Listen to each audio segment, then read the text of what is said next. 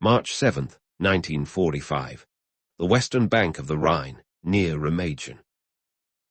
The wind howling through the shattered pines of the Huachen forest doesn't smell like pine needles or wet earth anymore.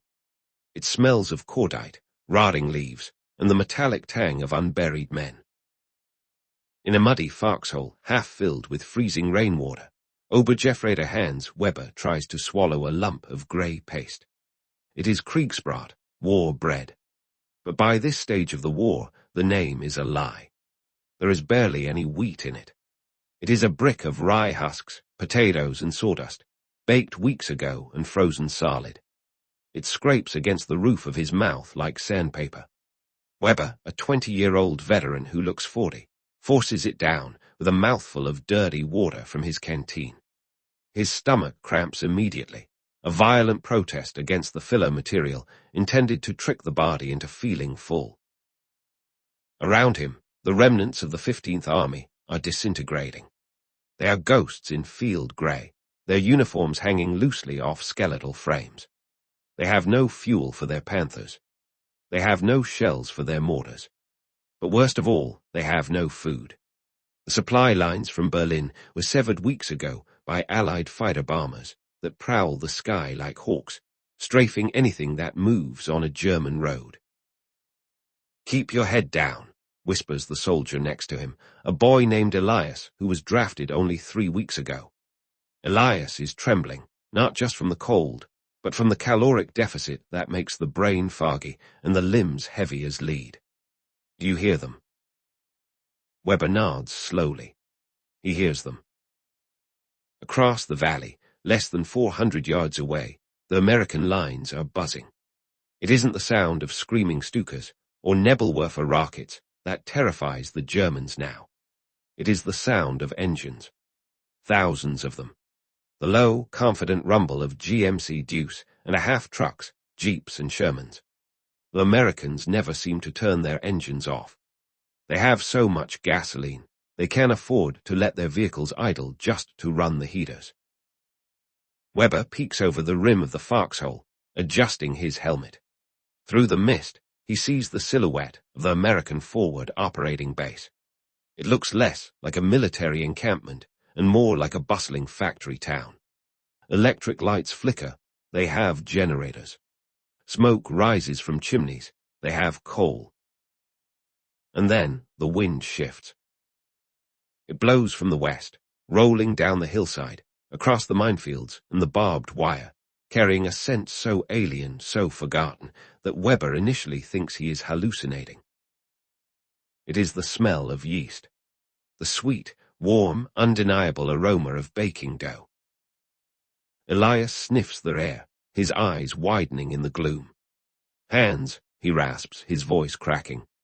Is that a bakery?" Weber shakes his head, gripping his Morser rifle tighter, his knuckles white. "Impossible," he mutters. "No army bakes fresh bread on the front line. It's a trick, a hallucination." But the smell persists. It is rich and buttery, cutting through the stench of death. It triggers a primal response in the starving men. Their mouths water painfully. In the German army, bread is baked in industrial centers far behind the lines, dried into hardtack, and shipped in rail cars. By the time it reaches the front, it is rock hard. The idea that the enemy is baking here, within rifle range of the Wehrmacht, is strategically offensive. "I'm going to look," Elias says, pushing himself up. "Stay down, you idiot," Weber hisses, grabbing the boy's tunic. "I need to know, Hans. I need to know if it's real." Before Weber can stop him, the hunger overrides the boy's discipline. Elias crawls out of the foxhole, inching forward through the mud toward a ridgeline that overlooks the American depot. Weber curses under his breath, slings his rifle, and follows. If the boy gets spotted, the American heavy machine guns will turn this sector into a meat grinder. They crawl for 10 minutes, elbows sinking into the freezing slush, until they reach a cluster of fallen logs. From here, they have a clear view of the American rear echelon.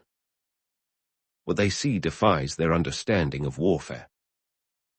Down in the valley, a massive canvas tent has been erected with a stovepipe jutting from the center. Parked next to it is a dedicated truck, a mobile field kitchen. American soldiers in clean, thick wool coats are lined up, holding metal mess trays. They aren't huddling in fear. They are talking, smoking cigarettes. Entire cigarettes, not the desperate stubs the Germans trade like gold currency. And there, at the front of the line, a cook is using a long wooden paddle to pull loaves from a field oven. They aren't the black, dense loaves of the fatherland. They are white, pure, snowy white bread. The steam rises off them in the cold morning air, a visible pillar of luxury. The cook slices a loaf, the crust cracking audibly, and drops 2 thick, fluffy slices onto a soldier's tray, ladling a generous helping of meat stew over it. Weber watches through his binoculars, his breath caught in his throat. He zooms in. He sees the texture of the bread. It's soft. It squishes under the weight of the ladle. White bread, Elias whispers, tears actually welling in his eyes. They eat white bread like it's cake, every day. Weber lowers the binoculars. He looks at the grey, sawdust-filled brick in his own pocket. He looks at the rusted bolt of his rifle. He looks at the massive column of American trucks stretching back to the horizon, bringing more flour, more sugar, more meat, more ammunition. At that moment, something breaks inside the Oberjefreiter. It isn't his courage. It isn't his loyalty to his unit. It is his suspension of disbelief. The Nazi propaganda machine had told them the Americans were weak, that their supply lines were overextended, that U-boats were starving the Atlantic. But the white bread tells the truth. The bread says that the Americans are not just winning. They are fighting a war of such industrial excess that they can afford to treat their infantrymen like kings, while the master race eats wood shavings in the mud. They have won, Weber says softly. The realization hits him with the force of a physical blow. Elias, look at that. They aren't just fighting us, they are ignoring us. Elias turns to him, his face pale and gaunt. What do we do, Hans? Weber looks back at the warm, steaming tent. He looks at the grey misery of their own lines. He realizes that dying for the Reich today won't change the outcome of the war. It will only mean he never tastes that bread. We wait for dark, Weber says, his voice trembling with a decision that is technically treason, but feels like survival. And then we go to dinner. The darkness between the lines is not empty. It is heavy, suffocating, and alive with the potential for sudden violence.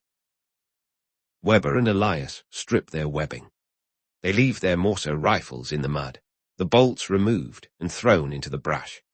A soldier without a rifle is a deserter. A soldier with a rifle is a target. They keep their helmets on, unbuckled, creating the silhouette of men who are not looking for a fight. White cloth, Weber whispers. Elias fumbles in his tunic and pulls out a stained undershirt. It isn't white. Nothing in the German army is truly white anymore, but it is pale enough to catch the moonlight. He ties it to a fallen branch. Stay 5 paces behind me, Weber commands, his voice barely a breath. If they shoot me, you drop and crawl back. Do not hesitate. They step out of the tree line. The mud sucks at their jackboots with a wet, slurping sound that seems deafening in the silence. Every snap of a twig sounds like a gunshot.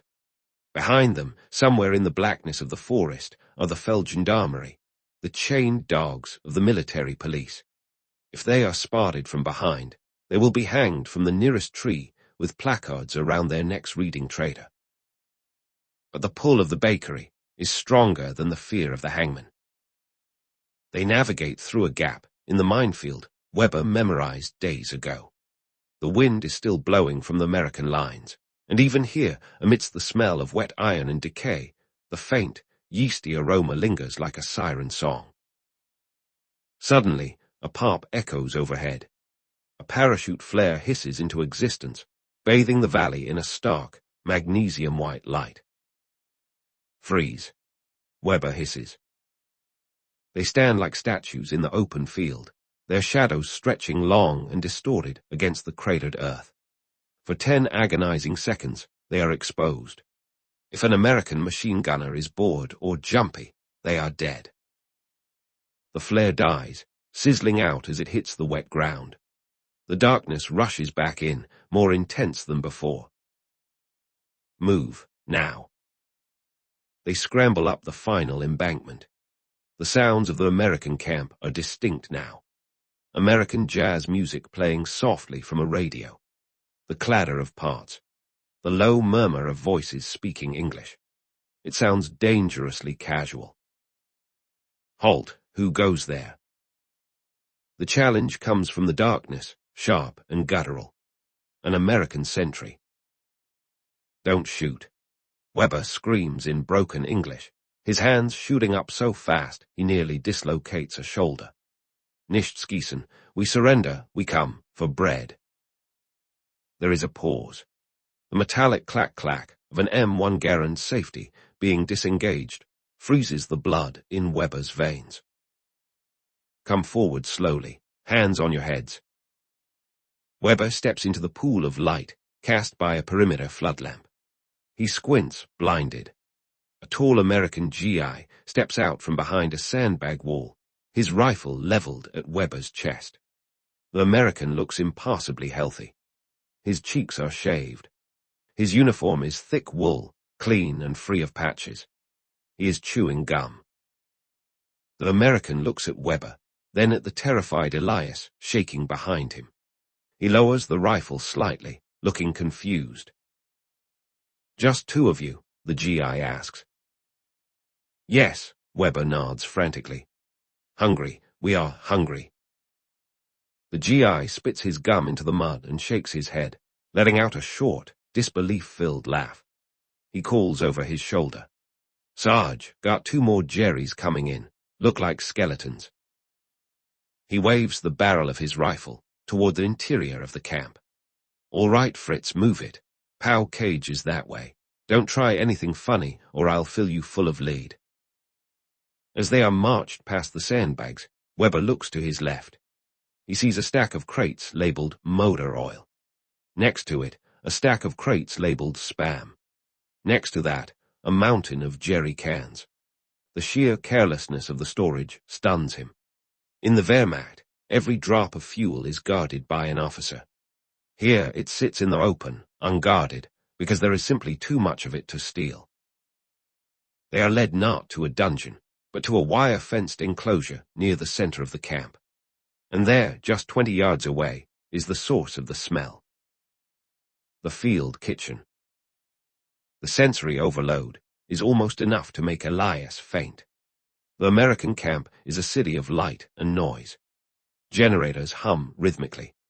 Trucks rumble past, their headlights on, ignoring the threat of Luftwaffe night fighters, because the Luftwaffe simply doesn't exist anymore. Weber and Elias are patted down by a bored MP who takes their knives and belt buckles. They are shoved into a holding pen with a dozen other German prisoners. The others are slumped against the wire, defeated, their eyes hollow. But Weber stands at the fence, gripping the wire mesh. He is staring at the mess tent. A cook, a burly man with a white apron over his fatigues, steps out the back of the tent to dump a bucket of potato peelings. He pauses, seeing Weber staring at him. The cook wipes his hands on a rag, looks at the starving German, and then looks at the tray of cooling bread sitting on a crate next to him. It is standard issue U.S. Army white bread. Industrial, mass-produced, fortified with vitamins. To the American, it is the most boring thing on the menu. To Weber, it is the holy grail. The cook picks up a loaf. He walks over to the wire. The MP starts to object. Hey, cookie, don't feed the animals, but the cook waves him off. Look at 'em, Sal. They look like they haven't eaten in a month. The cook breaks the loaf in half. The crumb is pillowy, stark white, contrasting against the cook's grease-stained hands. He pushes the halves through the chain-link fence. Weber's hands tremble as he takes the bread. It is warm. The heat seeps into his frozen fingers, shocking his nervous system. He turns to Elias and hands him a piece. "Eat," Weber whispers. He lifts the bread to his nose. It smells of safety. It smells of a country that hasn't had its wheat fields burned, its railways bombed, its horses eaten. He takes a bite. It is soft. It requires no chewing. It dissolves on his tongue, sweet and airy. It is nothing like the sour, gritty brick he had in his pocket earlier. This is bread that was grown on the vast plains of Kansas, harvested by combines, milled in massive factories, shipped by train to the coast, carried across the Atlantic on a Liberty ship, trucked across France, and baked in a mobile oven powered by Texas oil. Elias is weeping as he eats. Silent, racking sobs shake his thin shoulders. "It's so soft, Hans, it's so soft." Weber swallows, and with that bite, the last vestige of his indoctrination dissolves. He looks around the camp. He sees a soldier opening a fresh pack of Lucky Strikes, taking one, and throwing the rest of the pack to a buddy. He sees a mechanic pouring half a canteen of fresh water onto a rag just to wipe grease off a wrench. He realizes that the German high command lied about everything. They said that Americans were soft, a mongrel race incapable of discipline. But you cannot fight this. You cannot fight a nation that can ship fresh white bread to a war zone. A German major, captured earlier that day, is sitting nearby, watching them eat. He looks at the bread in Weber's hand, then at the American tanks refueling nearby. "We never had a chance," the major mutters, his voice devoid of anger, left only with a hollow realization. "Look at them. They don't even know how rich they are." Weber finishes the bread. He licks the crumbs from his dirty fingers, savoring the sugar and the yeast.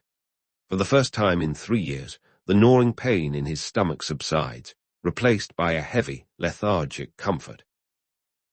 He slides down the fence to sit in the mud next to Elias. The war is over for them. The 1,000-year Reich has been defeated not by a wonder weapon or a brilliant tactical maneuver, but by a slice of wonder bread. "Hans?" Elias asks, wiping his eyes. "Yes." Do you think we can get more tomorrow?" Weber closes his eyes, listening to the hum of the American generators. "Yes, Elias," he says softly. "I think the Americans have enough bread to feed the whole world." The logistics of victory. The story of Hans Weber is not unique. By 1945, thousands of German soldiers were surrendering not just to save their lives, but to escape the medieval conditions of their own collapsing infrastructure. While Germany was resorting to horse-drawn carts and bread made of sawdust, the United States had built a bridge of ships across the Atlantic. The U.S. Army didn't just bring guns, they brought the American standard of living to the battlefield. They brought ice cream barges to the Pacific. They brought chocolate cake to the Ardennes. And they brought fresh, white bread to the Rhine. For the German soldier, witnessing this abundance was the final psychological blow. It was the moment they realized that no amount of courage, fanaticism, or tactical brilliance could overcome a nation that treated logistics as an art form. The Wehrmacht ran out of fuel, ammunition, and food. The Americans never even ran out of dessert.